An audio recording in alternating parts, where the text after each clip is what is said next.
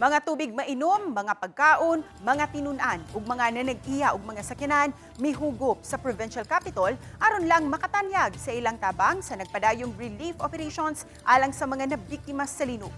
Ani ang report.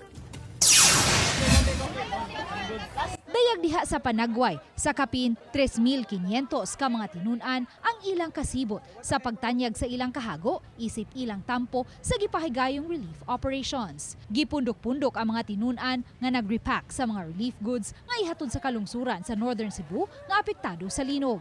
Samtang nagpadayon ang pag-repack, nagpadayon usab ang paglinya sa mga tinunan aron malista isip volunteer. Mababay man o lalaki, nagtinabangay pag-alsa sa mga bottled water nga ikarga sa laing grupo sa mga volunteer nga mga tag-iyaw sakyanan.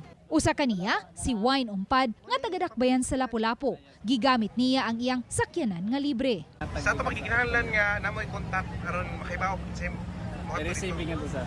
Aduna pay dagha mga vehicle owner nga ni volunteer nga mohatod og mga bottled water sa lungsod sa Daan Bantayan. Nga mga donations ato ning dito diri sa Kamansin. Sa ato pa doon na po volunteer nga mong atod. Maajo dagan sir. Kaloy Ginoo naradagan mga sakyanan nga kuan.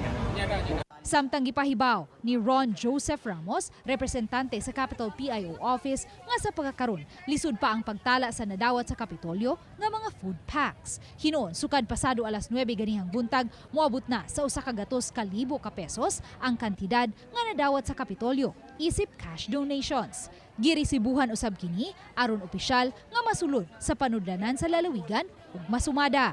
So far sir, sa tanan, moagi lang dito sa command center nato dito sa Ubos, magpa-register ra gid. Para man kay para pud masiguro kun katong goods nga ilang gidama hatod yun. Yes. Para naapoy course through sa mo if nadawat bagyo dito sa pag after transport. Uban ni Clans Gabutin o Grod Prado, Luan Merondina. Balitang Bisdak.